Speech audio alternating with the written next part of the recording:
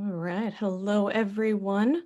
Welcome. I see we got folks joining. I think it's right before noon Eastern, so we'll give everyone a moment to join. Hope everyone is having a good Thursday. I think it's Thursday, and it's March again, so that's awesome.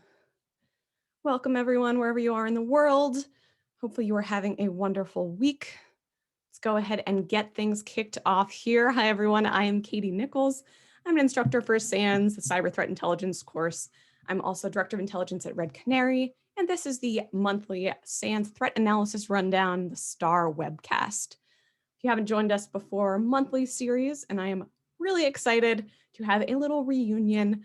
Two of my former teammates, current friends, Jen Burns and Adam Pennington will be joining us in a moment to talk through some different MITRE ATT&CK techniques and updates that they've made since the SolarWinds series of things. So that's going to be our deep dive topic for today. So let's get right into it. This is a monthly webcast. If you haven't joined us before, our goal is to just bring you different voices on what's going on in the threat landscape. Lots of things, so I have different guests joining us every month to give you that inside scoop. We are going to kick off a little rundown of a few things that I'd recommend kind of checking out from the news lately in terms of threats. Then I'll pass it off to Jen and Adam for a deep dive into their topic of the day. And we'll wrap up. You have some homework, as always, some action items, and a go-do type of things. So rundown, as always, it has been a busy week. I don't know about anyone else, but I would really like to go to a desert island away from computers for like a month someday. So obviously the news this week has been the Exchange vulnerabilities. So patch, I've heard from a couple people who are administering Exchange servers that of course that's easier said than done. So obviously you want to patch. These 4 vulnerabilities are pretty serious. Anyone who has Exchange facing the internet, want to make sure that you patch immediately, but also check out, see if there's any post-exploitation activity. There's some great blog posts, and I have references at the end of these slides, which will be posted, and this is being recorded. So you can check out these references later. Obviously, the big one was the blog post from Microsoft on the suspected Chinese state-sponsored group they call Hafnium. But one word of caution that I wanted to call out, looks like now that these vulnerabilities are known, a lot of different groups are starting to exploit them. So watch out for the challenge of just lumping everything together in like, hey, if an adversary is exploiting this vulnerability, they're Hafnium, so it's China. Watch out for that trap. So check out that Microsoft blog post, but beware that, hey, there might be other adversaries who are exploiting these vulnerabilities. ESET tweeted out yesterday, I have a link to that at the end as well, that they've seen 4 or 5 different groups exploiting them. So definitely look for this. The good news about this activity is that it's very detectable. A lot of activity that my team has seen has been China Chopper web shells, which China Chopper has been around like 8, 9 years something. So if you look for web shells, there's a good chance you'll catch that post-exploitation activity, but definitely take that one seriously. Any Exchange vulnerability is not great. It's obviously the big news this week. Another one I wanted to highlight, there's an appliance called Excellion File Transfer Appliance, FTA. And last week, mostly, there were a few reports, but then different governments coming together to talk about how vulnerabilities in the file transfer appliance have been exploited by a few different adversaries. There's an interesting post out from FireEye last week talking about how one of their uncategorized groups, one of their UNCs, actually was sending extortion emails that looked like they were from Clop ransomware operators. So saying you're ransomed, but then they had actually stolen data using a web shell through an Excellion vulnerability. So kind of a weird thing. But if you have Excellion FTA, definitely check that out. Check out that reporting, again, linked at the end. Another item I'd recommend looking out for. A lot of vulnerabilities, that's the name of the game. Another one, on a broader note, this sort of annual report season, which is kind of fun. I want to give a shout out to the team at PwC. They have this amazing annual report. I think it's like 60 pages, full of lots of details of various threats they've seen over the past year. I know there's an attack section that I really liked. So PwC, Dragos has their report out on the ICS side. CrowdStrike has a great report, and many, many others. So those annual reports, my team is working on ours, and like they're a lot of work. So shout out, thank you to everyone who does those. And I highly recommend taking some time to read those, maybe on the weekend with a cup of tea. They're chock full of information about what threats are doing. So thank you to everyone who's working on those. And last but not least, this is super nerdy, but if you didn't catch the Senate Intelligence Committee hearing on SolarWinds last week, it's really nerdy, but I would recommend going back and like watching that. It's a few hours, or at least reading summaries of it. I was super impressed. I know like technical people on the cybersecurity side, sometimes we kind of like to poke fun at policymakers for the questions they ask, but I was super impressed with the questions senators asked, really on point with like what key issues in cybersecurity are. That hearing touched on everything from like, do firewalls matter, to like, why didn't people catch this, to issues of deterrence and larger policy issues. So really, really interesting hearing. If you like international relations stuff or policy stuff, or are just interested in learning more about that, highly recommend watching that Senate hearing. So yeah, I know, exciting stuff. All right, obviously a lot else going on, but just a few highlights of things I'd recommend you check out from the past week or so.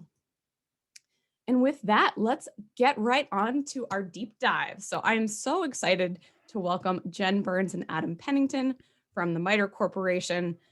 I've known Jen and Adam for a while, so as many of you know, I used to be on the MITRE ATT&CK team, so worked with them day to day. And so I'm super grateful that I still count them as friends and colleagues in this broader industry fight. And so really, really excited to invite them. And they're going to be talking about thinking through all of this SolarWinds stuff, right? We've heard about SolarWinds for so long now, but I found that I was so overwhelmed by all the reporting and everything going on that I don't know that I really took the time to understand the techniques involved. And when I was thinking through like, who can explain new techniques and what we should be paying attention to, I was like, well, obviously Jen and Adam. So take it away, Jen, Adam, welcome, and lay your knowledge on us. Awesome. Thank you, Katie. So I'm Jen Burns. I'm the lead of Attack for Cloud. Very excited to talk to you folks today about SolarWinds and what we did with Attack to kind of, allow you to look through that lens of Attack to see what happened. And I'll go ahead and actually pass it over to Adam Pennington to kick us off. Hi, and I'm Adam Pennington. I'm the overall Attack lead, and wanted to start off by talking about the journey, hoping to take you through today. So going to get into a little bit of what we've been seeing the past several months with a lot of the flood of reporting that's come out around this. I'm not sure the term Katie used, a SolarWinds series of things. Talk about some new techniques, pass it over to Jen, where we've seen a lot in the cloud space around this particular series of intrusions, and then get into some of what was familiar in all this and some fertile hunting grounds that you might have in looking for this adversary and looking for other similar adversaries in the future. So just to recap some history that I think most people are probably somewhat familiar with at this point. On a Sunday in December, there had been some rumors going around, a little bit of press reporting that something might have happened. But FireEye released a report that a new actor they were talking about, UNC2452, had compromised a product called SolarWinds Orion, and a series of intrusions had resulted. Now, over time, we've learned that there were other entry points. There were things that didn't involve SolarWinds at all, despite the name being associated in with a lot of this. And it appeared to be a pretty advanced actor, with a lot of people pointing fingers at Russia, but not necessarily knowing back to an existing intrusion set. And so one report on a Sunday would be one thing, but we actually had sort of a series come out that day. Microsoft had been taking part in the incident response and posted from their visibility where some of their cloud infrastructure had been involved. SolarWinds confirmed it, and we saw DHS putting out their own directive as well. But so that wasn't at all the end of it. Over the next couple months, the flood continued. So we saw people doing really good work looking at malware analysis, picking apart pieces of this. Velexity realized that the actor that had being talked about was one that they'd called Dark Halo, or potentially the same actor had been looking at through a couple of other campaigns besides just this one, and added a bunch of information that also may be associated with this actor. And we just saw a series of reports coming out. So I think, like a lot of people, we were struggling to keep up with this flood. We're trying to look across a lot of these, keep up with them, understand what's going on. Looked around to see if anyone was tracking these in public that we could just borrow. Didn't see it, so we decided to do it ourselves. So we launched originally a blog post in Medium. And I should say that all of the work talking about today is a much bigger team than just Jen and I. This is work from across the attack team, sort of all hands on deck. And so we started tracking in Medium the reports we were seeing coming out. But similar to a lot of the blogs we've been trying to track ourselves, we realized that Medium might not be the best medium for this, where it's hard for people to see what we were changing, doing updates, and so we moved everything into GitHub. And so we've put that out in public, and I swear this QR code is legit, and will get you to the report tracking as well as the URL shortened on there. But it is important to understand that we are not tracking everything from everyone that has been said about the SolarWinds series of things. We're looking specifically at resources directly analyzing intrusion data.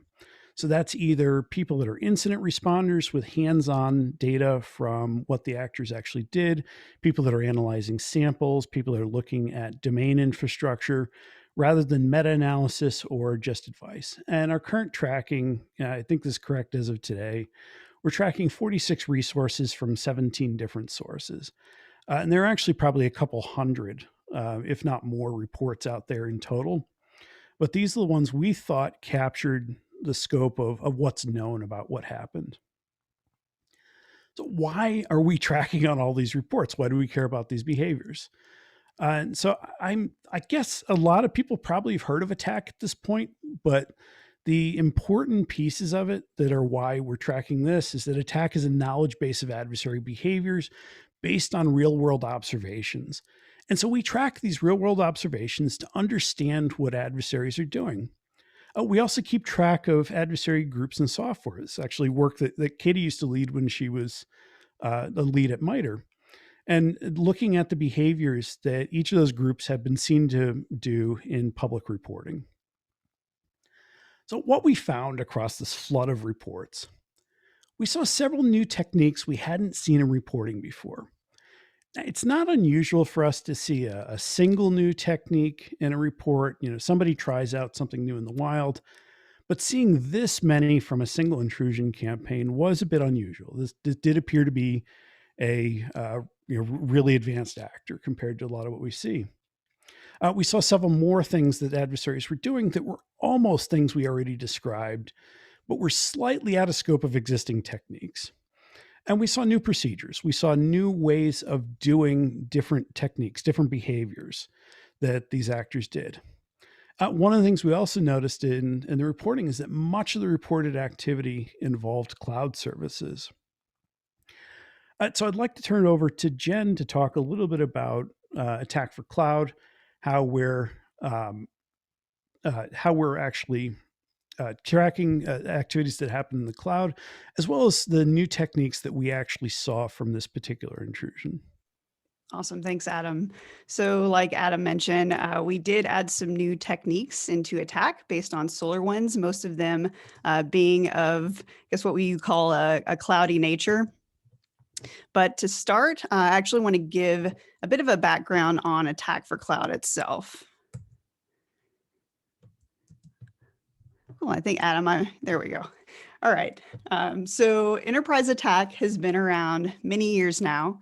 I'm sure many of you are familiar with it, like Adam mentioned, but cloud platforms weren't added to attack until October of 2019, which although seems like a decade ago now, was really only a little over a year ago. So this is still a pretty fairly new space in attack. Attack for Cloud was added as a part of Enterprise Attack. So unlike Attack for Mobile and Attack for Industrial Control Systems, which were added as separate domains, this is kind of part of Enterprise Attack as a whole. And right now it includes the AWS, GCP, and Azure platforms, although in the near future, we're actually consolidating those platforms into a single infrastructure as a service platform. But it also covers Office 365, Azure AD, and software as a service in general, which is where we'll find more of the focus today.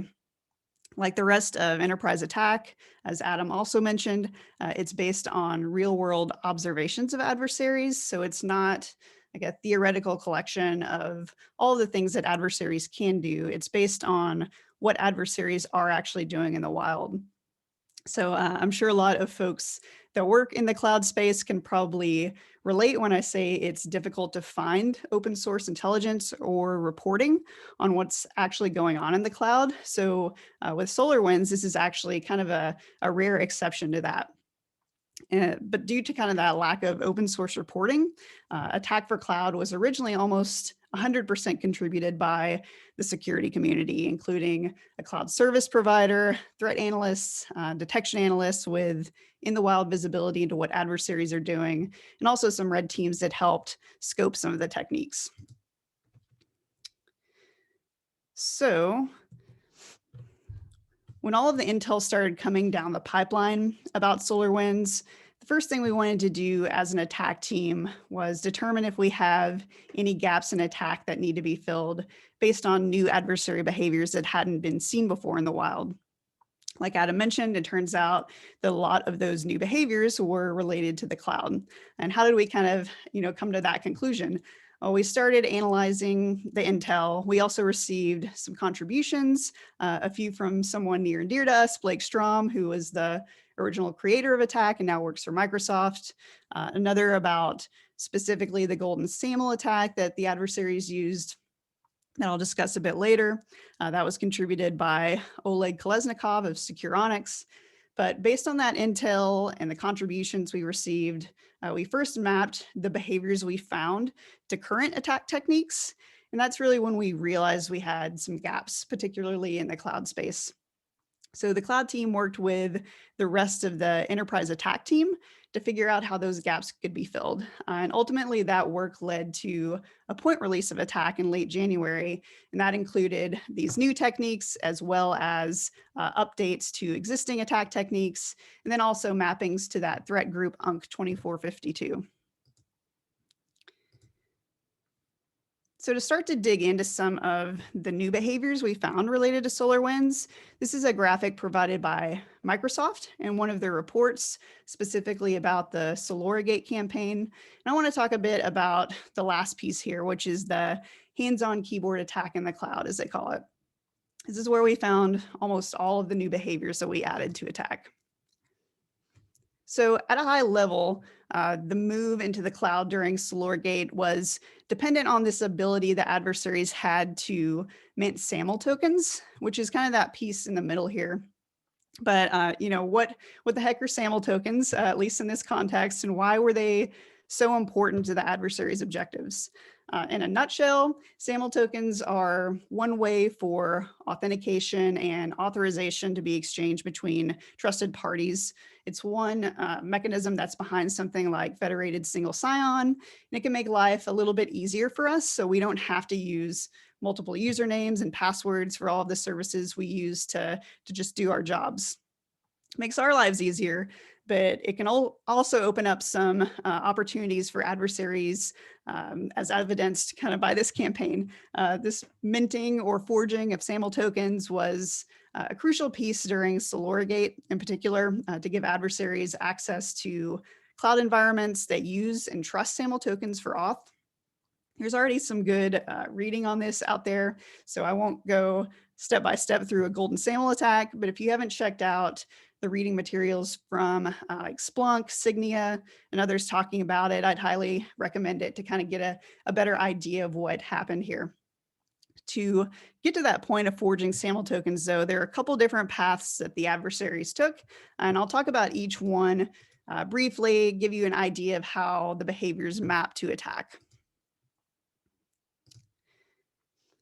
So for what Microsoft calls path 1 here, the adversary stole an already established and trusted SAML signing key, or what you'll often be here called a token signing certificate, that already belonged to whatever organization they were targeting at the time. One way that they did this was through extracting that token signing certificate from the organization's Active Directory Federation Services server, which is kind of a mouthful, after gaining administrative privileges within that organization's on-premises network. This gave the adversaries the capability to basically make any SAML token they wanted with any permission claims and lifetimes that was then considered valid to all the cloud services or the apps available to the identity specified in the SAML token. Because those cloud services and apps assume that multi-factor authentication is kind of a necessary previous step to creating a properly signed token. Although, with the forging of SAML tokens, the adversaries are actually kind of bypassing MFA in this case. So how does this behavior relate to attack? When we were reading through this, the team realized that this ultimately was just a new procedure for the unsecured credentials private keys sub-technique that was already in attack. So this didn't warrant a new technique or sub-technique. And moving on to path 2 below in this graphic, first, the adversaries gained administrative Azure AD privileges. So this is different from that on-premise privileges used for path 1, using compromised credentials. And then they added their own signing certificate in the domain by either adding a new federation trust to an existing tenant or modifying the properties of an existing federation trust. And then this allowed them to create, once again, any SAML token they'd like and sign it with their own token signing certificate since it's trusted in the domain. For that first technique of gaining administrative privileges in Azure AD with compromised credentials, that's just a valid accounts technique in attack. And then that next behavior of generating a new SAML signing key or certificate, that's actually a sub-technique in the resource development tactic of attack called develop capabilities. That's really a behavior that was most likely carried out within the adversary's own infrastructure versus the compromised organization, which is one of the reasons that we would map this to a technique within what we consider to be the pre-platform of enterprise attack. But what about this creating a new or modifying an existing federation trust? This was something we didn't yet have documented in attack. We couldn't really find a great place for it. And then just that minting of the SAML tokens, that didn't fit in attack either at the time. There was this idea of the golden SAML attack going back to researchers from CyberArk that published about it in 2017. But to our knowledge, this was the first time it had been used in the wild. So this pushed us towards adding this technique into attack. The usage of that SAML token, though, to then pivot into the cloud environment, we would consider that to be use alternate authentication material. And this is kind of an interesting technique because, as I mentioned, it bypasses multi-factor authentication. I think one observation I've personally gathered from all of this is that MFA, multi-factor authentication, it's not a silver bullet, so to speak. Of course, that doesn't mean as defenders, we should kind of throw our hands up in the air, say MFA is useless, but it's definitely a good reminder that we need to consider how to detect and mitigate anomalous behavior in this auth space that's separate from using usernames, passwords, or MFA. So, So you'll recall there were a couple question marks on that last slide since we didn't have technique coverage for a couple of behaviors. So as a team, we decided to create some new sub-techniques. For that new or modified domain trust behavior that Microsoft mentioned, we took a technique that was originally named group policy modification. We decided to expand its scope and renamed it to domain policy modification. And we created a sub-technique called domain trust modification to address this specific behavior of adding new domain trusts or modifying an existing domain trust. Then for that minting of SAML tokens and separate reporting, there was actually a behavior documented related to forging web cookies. So we created the technique of forge web credentials to cover both those cases, and then made the forging of SAML tokens its own sub-technique to cover that golden SAML type behavior. All right, that was fun. All righty. So now I'll dig a bit into the actions that adversaries carried out after moving into the cloud using those forged SAML tokens. Overall, we had attack coverage in this space already, so no new techniques or sub-techniques here, but I'll just briefly talk through these behaviors and how they relate to attack. With that ability created to forge those SAML tokens for any identity, really the adversaries had the ability to move beyond the confines of any on-premises persistence they may have, and it just really opened up this entire new space for them. As you'd probably expect, once the adversaries had access to the cloud environment through forging tokens, they first tried to determine what accounts or identities might be useful for them. So really what accounts could allow them to ultimately do something like gain access to email content. For attack purposes, this is just ultimately account discovery. And then the next action after kind of figuring out which accounts may help their objectives was to add their own additional credentials to service principals or OAuth apps accessible to those accounts. Adding their own credentials allowed them to abuse the API access that already existed for those particular service principals or apps. We already had this sub-technique called account manipulation, additional cloud credentials and attack that covered this behavior, but we did clarify the language in the technique a bit. So it was understood that the credentials could be added for service principals or applications. We found that as folks kind of started mapping this behavior to attack, they would often map this particular behavior to something else, like that use alternate authentication material technique, which to an extent could be accurate as well. But that additional cloud credential sub-technique was actually written originally to cover specifically this type of case in Azure AD. So we wanted to make sure that it was obvious that this sub-technique existed for folks to use and map to. Then once the adversaries were able to abuse the API access that those existing service principals or applications had through the Microsoft Graph API, they were able to basically impersonate those apps to collect emails remotely from Exchange Online if those apps had the mail.read or mail.read-write permissions. They were also able to sometimes modify permissions to add mail read or read write if they didn't initially exist for that application. And we kind of discussed it back and forth and decided that ultimately, this collective behavior was just the existing sub-technique of remote email collection and attack. So as I mentioned earlier, to kind of recap, we updated that account manipulation, additional cloud credentials sub-technique to make sure that it covered adding credentials for service principals and applications.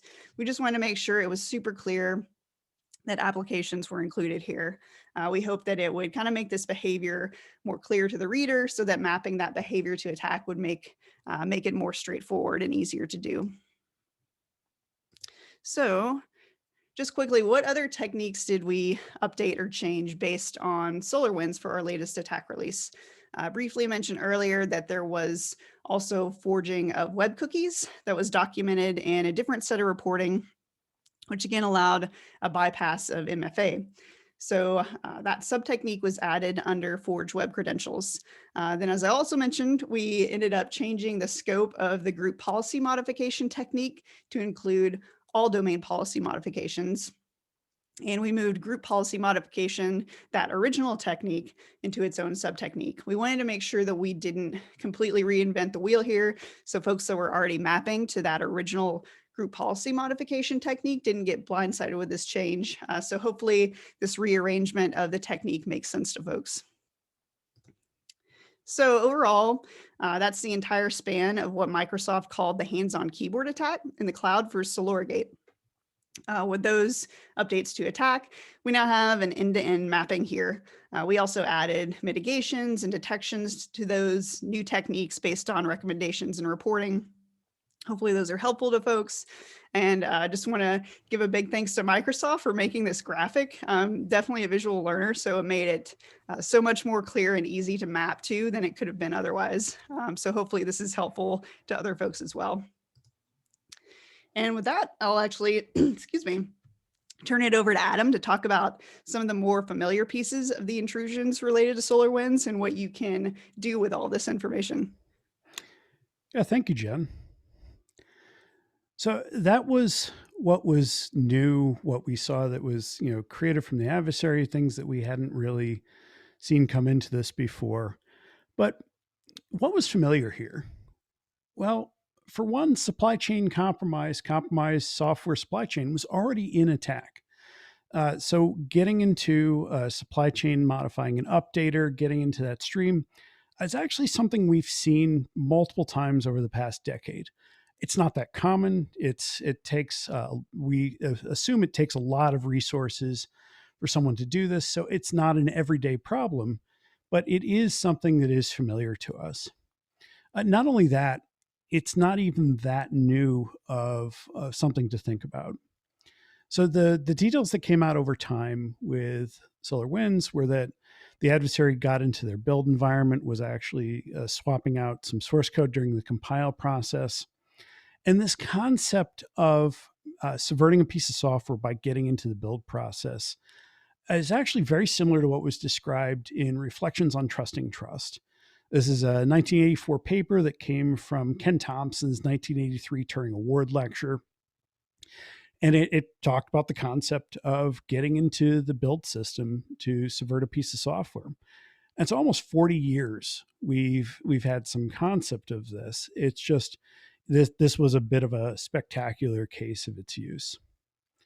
Even some of the malware that was used in the intrusion was familiar. We saw the adversary in a number of places reportedly using Cobalt Strike, which has been very popular with state actors. It's been seen across a ton of ransomware activity. And so it's something that should be on people's radar already. So I wanted to go all the way up from sort of getting in the details of the techniques all the way out to the 50,000 foot view of what we saw across attack. This is almost certainly going to be too small for you to read the individual technique names unless you've got a really nice big monitor. But really what to look at here is sort of the amount of red. These are all the different techniques that going across the reporting that the attack team's been able to work with so far, from UNC2452, raindrop malware, teardrop malware, sunspot, and sunburst malware. And so these are the pieces of malware that appear to be unique to this campaign. And so obviously you can see there's a lot of red here. It's not just a couple things. It's not just supply chain. This adversary did a broad set of activities. And they did do a lot that was new for a single campaign. But the green here is the part that we added to attack just for this campaign. And so it's only a very small portion of their activity that was completely new and novel for us to see from an existing actor. And to turn that into numbers a bit, so what do we know, and what might we still be missing in this picture? So that slide just showed you 73 existing techniques and 4 new techniques from the actor and these sets of malware. And so it's a pretty good number of new techniques that create opportunities for other places to look for this adversary and actors like them. Now, not based on seeing how much the tactics are colored in. One of the things about attack is that it is not something like the cyber kill chain where you expect an adversary to do every tactic. Adversaries pick and choose. They might be in different orders.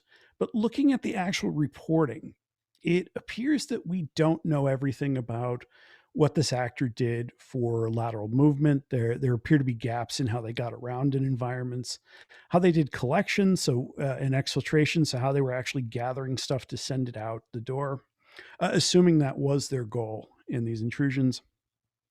And we don't, left of exploitation, before exploitation, we don't know anything about the reconnaissance. We don't really know how they picked these victims, how they checked them out ahead of time, how they decided on SolarWinds.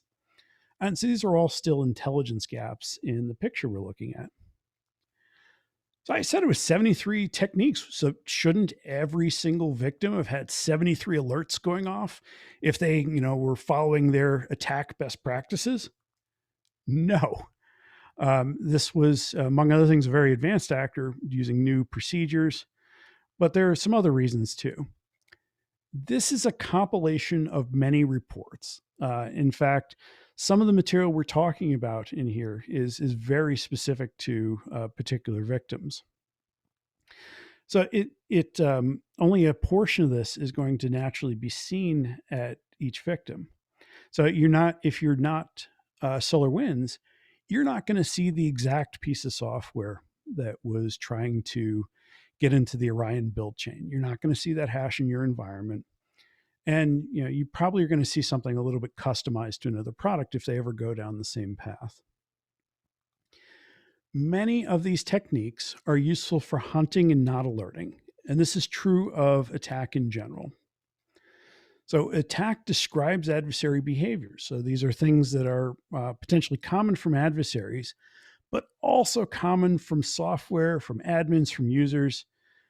And so we may have PowerShell highlighted as a technique that this adversary did. Don't create an alert every time PowerShell is seen to run anywhere in your environment. You will hate us.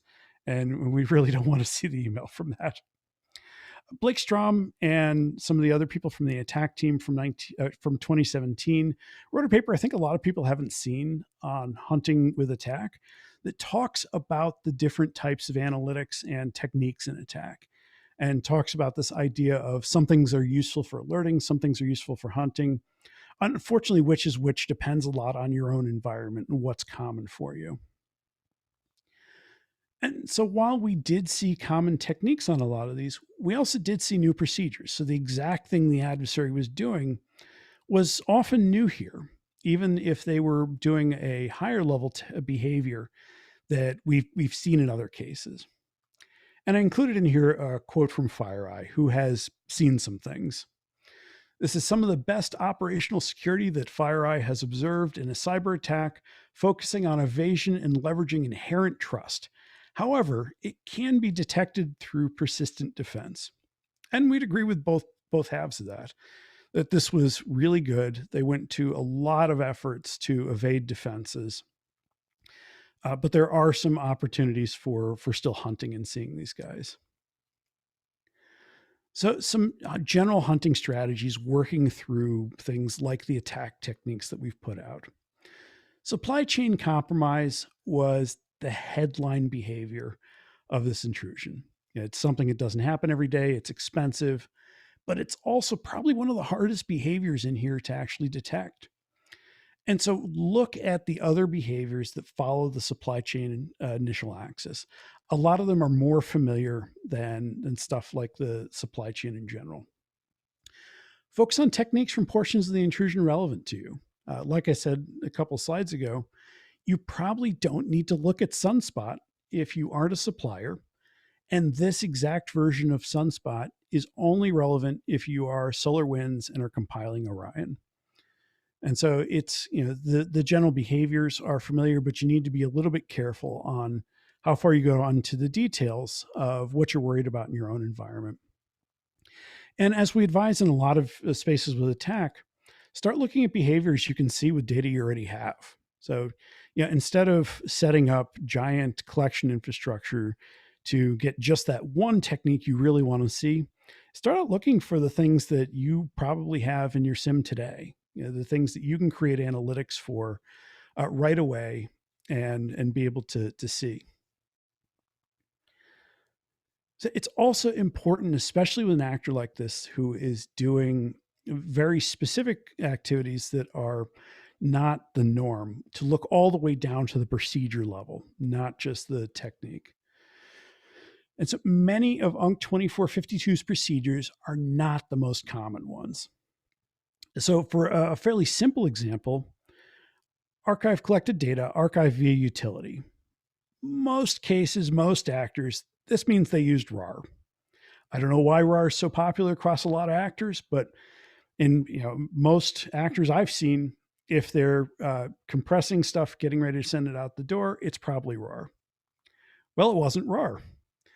UNC2452 used 7-zip. Now, 7-zip's not that exotic, not that unusual. I have it on my own system, but it is a little bit different behavior. And they actually used it in two different places that we're seeing. I believe first case was from Velexity seeing it in an earlier campaign, but it was also used in distribution of some of the malware downstream. And encourage you to go all the way back to the original reporting, looking at these procedures. And so that's what the links are at the end here, getting you back to that Velexity report and even the full command line. Now, you might not want to hyper focus on the really specific directory that they got into, but you can at least see some of the flags they potentially like and how they're actually executing 7-zip in the first place. So another procedure that's a little bit higher up, indicator removal on host. Usually what that technique involves is deleting logs, deleting the malware that was put down, clearing stuff out of Windows temp. They did something a little bit different here. And so looking at sort of the second half of that, because this is doing the same behavior, but two different procedures put together from two different reports. They temporarily replaced legitimate utilities with their own, executed the payload, and then restored the original file. So, what they were doing was making their malware have the same file name as something completely legitimate in the system, running it, and then erasing the evidence. And so this is probably a little bit different pattern than you might be already looking for if you were just looking for people cleaning out files from the Windows temp directory. And so we think there are a number of takeaways that come from this overall event and some of the things that can be done about it. So this was a skilled actor, and they had some really interesting new techniques, especially in the cloud space that Jen worked into, a lot of new procedures. But this was also an actor who used many familiar techniques. And while supply chain itself as a technique is probably really expensive, a little bit rare, we will probably see all of these again. So while this is useful space to be hunting for, was I part of the SolarWinds series of things, it's also useful going forward in looking for future activity. Cloud resources provide many new adversary opportunities. It's a space we as a community maybe have not focused on quite enough, looking at how much work, how much stuff is going into the cloud today. But the upside with, and thanks to Microsoft and others for how much reporting has come out on this, with campaigns like this one, we get a better idea what to watch there. When there is reporting out there on what actual adversaries are doing in the cloud, we get a little bit better feel for where it is we need to look. And finally, supply chain tech injection is tough, but there are many other hunting opportunities downstream and maybe upstream from the actual supply chain injection. And pay attention to procedures, especially with an actor like this who is not doing the specific method of executing a technique that we see most commonly. The details really matter if we want to catch this particular actor. So this is links to all of the resources that we've put out around this. I believe Katie's been sharing out links, and we'll make sure that our slides get out as well. So if you're trying to furiously scribble these down, don't worry about it. While we had you, we wanted to get one more thing in here, sort of Steve Jobs style. So for just a wrap up, I'm going to turn it back over real quick to Jen. Awesome. Yeah. So in a completely different vein, the attack team is working with MITRE Ingenuity and the Center for Threat Informed Defense to develop what we're calling Attack for Containers. We have a first draft and a blog post out about it with more information. We're looking to answer really a few more questions about adversary behavior in the container space before we ultimately add that content into attack. And one of those questions is whether or not adversary behavior in the space ever leads to something other than crypto mining. So this is really just another plea out to the community while we have you. If you have visibility into what adversaries are doing in the containers space, please let us know. You can shoot us an email at attack@mitre.org. And we're also, of course, open to any other feedback you might have on this draft. So please feel free to reach out at any point. And with that, thanks so much for having us today. This is our website, attack.mitre.org. Like I mentioned, you can reach out at attack@mitre.org or reach out to any of us on Twitter. And I'll turn it back over to Katie. Excellent. Thank you both so much. Getting a lot of love in the Q&A. George just dropped in just to say he didn't have a question, but just a reminder that you're awesome. So that was really helpful. And I kind of wish that I would have had you just like telling me all of this throughout this entire thing, because it's been a rough few months struggling. But I think this helped me kind of contextualize all the things we're seeing and like what's new and what's not. And so at this point, we have a couple minutes, yay, for questions. We have a few good ones that came in. And so if anyone has questions, drop those in the Q&A panel in Zoom. And we are happy to talk through as many of those as we possibly can. So first one is an attack-specific question. The attack v8.2 update, which I would just note if you're not familiar that versioning, it's really helpful because, right, the first number, the 8 is a major version update, and then the .2 is a minor version. So the question was that 8.2 update based entirely on new techniques identified in the SolarWinds investigation, or was there other goodness in there? It was based entirely on the SolarWinds information. We have other ongoing techniques that'll be coming out. Our goal is next major release version 9 of attack to be April, but we scoped this specifically, and we did it because we saw so much new activity from this specific series of intrusions. And there was just so much interest in sort of looking for it, and where we had bigger gaps than we normally see from a single set of intrusions. We really just wanted to get that in there sooner rather than later. And so I really appreciate the work that both the attack team and our infrastructure team put in to manage to cherry pick out those techniques, because it's actually not all that easy on the back end for us to scoop out a piece of attack. Excellent. And I'll drop in the reply to that question, and I'll also drop it in chat if you want more info on like updates and versions. And this is another really cool thing that the team did. Like when there's a change to version 9, like you can go back and look at previous versions. So I know the infrastructure team did a ton of work on that. So that's really useful as well. So excellent. I love this next question, talking about how CTI teams can kind of help others, like threat hunting teams. So any recommendations, like as a CTI team, right? You look at these new techniques. How do we inform the threat hunting team or anyone else who's trying to hunt? Any ideas for like, how do you have that communication? I mean, honestly, that's a question I might even ask of you as sort of expertise. No, you're not allowed to do that. I'm not going to. But I think that you're making sure that you know your consumer, that you're tailoring the information that you're putting out to be useful to the team that you're aiming for. So, we're being your threat hunting team, making sure that you're getting down to a level of description that is what they need to be able to look for the specific behavior, trying to contextualize it. So giving an idea of where they might be looking for specific things. So, something like the SolarWinds, understanding that you have techniques and behaviors and maybe pieces of malware that you probably would only ever see in a build system. So making sure that the context doesn't get divorced from it. We often see with people using attack, people putting out piles of techniques. So, something that doesn't go beyond kind of the big red attack graphic that I gave earlier. And that's not necessarily useful, especially depending on who you are as a consumer.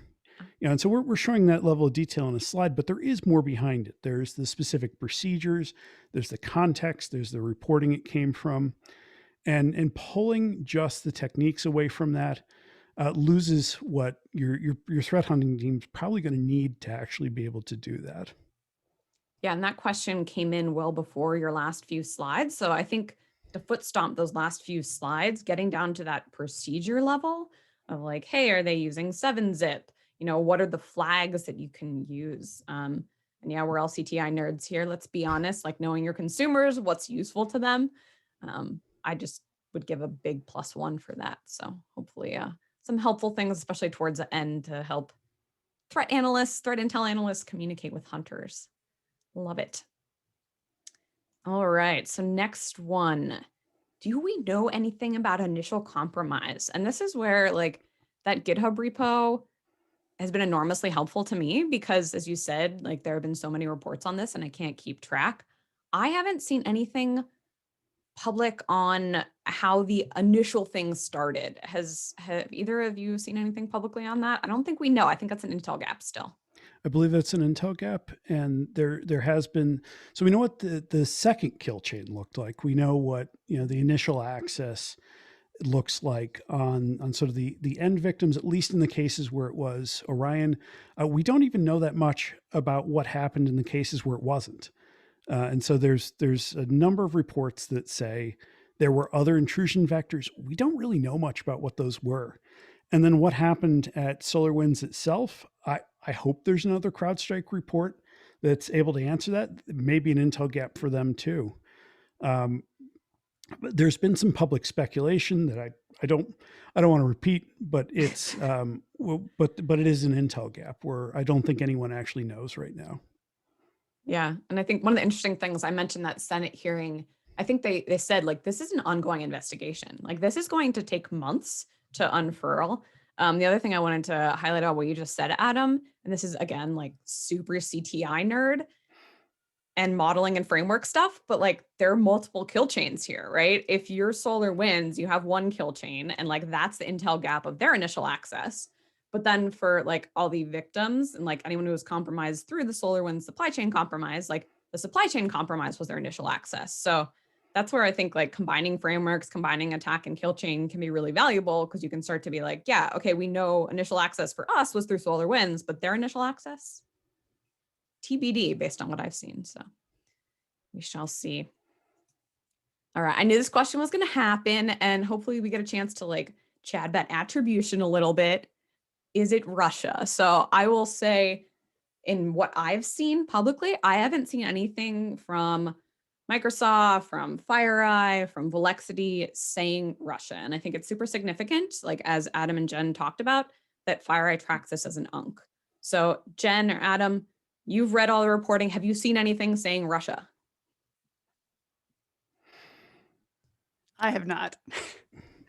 There's some government reporting saying Russia, but yeah, everyone seems to be sort of holding their breath and waiting for, so we're just talking kill chains, waiting for enough to fill in the diamond model to be able to actually link it to something. Yeah. So yeah, and this is probably in your GitHub repo. I think there's a DHS statement that says, what's the wording? Likely? I can't remember. Is it likely state sponsored? I don't know. Pulling it up, don't want to say it, but yeah. It's in our GitHub repo. It's in the GitHub repo. Like this is why I love this repo, because I can't remember 11 billion reports. So yeah, I don't know. A lot of intel gaps in this one, but it's interesting. And then just to ramble for a moment, like for many organizations, does it matter if it's Russia? Maybe, maybe not. For like US government, it probably does a lot. But all the stuff that Adam and Jen have talked through today, like you can go hunt for that and try to detect things like regardless of whether it's Russia or not. So who knows? I bet there will be more coming on that. So let's see. Ooh, one from Denise. Are we expecting more cloud-based attacks? So maybe Jen, you can talk a little bit about like anything new that you've seen on the cloud side. Like I know anticipatory intelligence is tough, but what are you seeing on the cloud side? What kind of new techniques? Is there anything you're investigating, whether it's related to SolarWinds or not?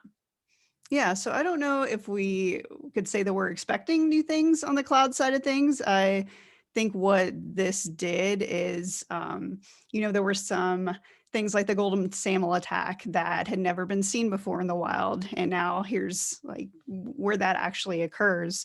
So I think, what we can kind of think of from that is that, there is that possibility now of being able to use something like tokens to basically move laterally to the cloud. So I think that kind of just brings to light, after something like that happens, to make sure that you have detections and mitigations in place in your cloud environment.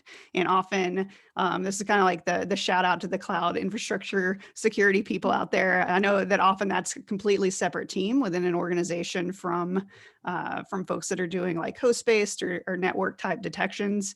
So kind of an opportunity there to make sure that what you have on that side of the house is more aligned to what's going on, like in this attack or things similar to that. But I don't know if I haven't seen anything where we expect more things in the cloud. I think this just kind of brought it all to light. Yeah, and actually on that point, I don't know if this is the Blake, but we have a comment from a Blake. I think it's the Blake Strom, but we'll see. There could be an impersonator of Blake. But an important point that I wanted to give you a chance to chime in on. So noting that the new techniques have been around for a while, but this is one of the first times we've seen them in the wild activity. So Adam, I know that's a key thing about attack that a lot of people don't quite understand. Like attack everything adversaries do? Like, no, could you talk a little bit about what we knew or didn't know about these techniques? Yeah, and I actually probably pass back to Jen too after I answered on sort of the cloud specific piece of this.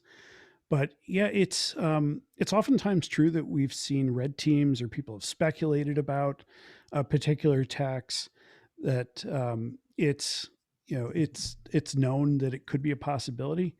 But so that's some of what attack is trying to do, is to winnow down the space of the state of the possible, which is gigantic, to things that we know adversaries have done. And it ends up being a scoping function. Red teams are often far more creative, have very different restraints than real adversaries. And so even just trying to track what adversaries are doing in the wild, we end up with something like this, where we've got defense evasion going all the way almost down to my floor, and just a lot of stuff to work with already. And so it helps us get down from what could be thousands of techniques down to a known state. So there's just some downsides. That means that we're going to have gaps naturally. There are going to be things that are possible that you can't describe using attack, but it can be really used as a prioritization. And I didn't know if Jen wanted to comment on the cloud specific piece. Yeah, I definitely agree with all of that. And I think, one of the difficulties with cloud also is, like we kind of mentioned earlier, the lack of open source reporting on what's going on in the cloud. So, this, it does make things difficult. I know a lot of what I do day to day is talking to folks that do have that visibility. So even, outside of open source reporting, figuring out what's going on in that space. But yeah, I just absolutely agree with everything Adam said. Other than that. Yeah, and I think that kind of addresses another question that came in, like, what's the attack strategy to discover new TTPs before you see reporting? And I think some of that is, Jen said with containers and cloud, like the community. That community feedback's really important. If you're seeing something in the wild, like, please reach out to the attack team, attack@mitre.org. And on that community note, someone added in, I think Cynthia and Paul both noted that Microsoft did say it was Russia apparently in Microsoft Ignite this week, but I think they cited government sources. So good looking out for that. I'll have to go back and watch that one. All right. I think probably the last question that we have time for, really important one. Can folks get cool MITRE ATT&CK merch? Like, we all have these flags. So like, if someone wanted a flag or some cool merch, like, how would they do that? Is there anywhere they could like submit a talk next year or something? Yeah, so the flags are all from AttackCon. They've become our traditional swag for conference speakers. Katie was one of our speakers this past year, as well as having some from being part of the team, obviously. But Yeah, it's we don't know what our plans are going to be based on COVID this year. Frankly, we've done an in-person conference a couple of Octobers. We did a virtual conference, ATT&CK Power Hour, this past fall to deal with everything going virtual, and we don't actually know what the form of ATT&CK is going to look like this year. I think there's probably going to be something though, and we normally get our call for papers open early summer. And so be keeping an eye out. Our social media, our Twitter account is usually the best way to find out about things like that. But if you want the really good swag, that's pretty much the only way to do it, other than coming to work for us. There you go. MITRE.org, I think there are jobs, right? And otherwise watch MITRE ATT&CK for that CFP, hopefully coming out later in the year.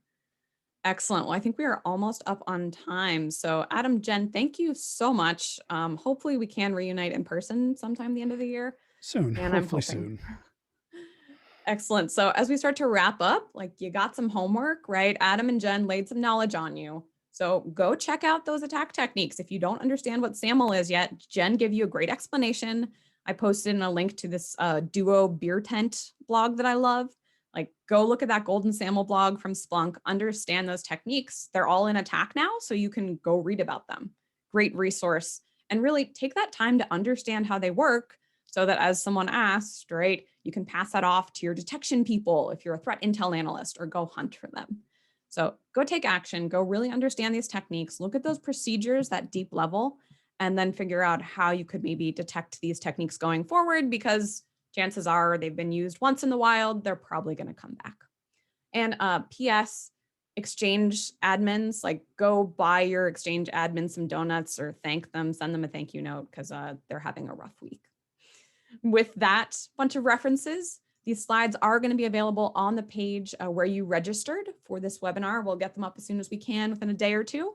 This was recorded, so that'll be on YouTube soon as well. With that, that's all we got. Thank you all so much for joining us. Thank you, Jen and Adam. Stay safe and take care, everyone. Thank you. Thanks for having us.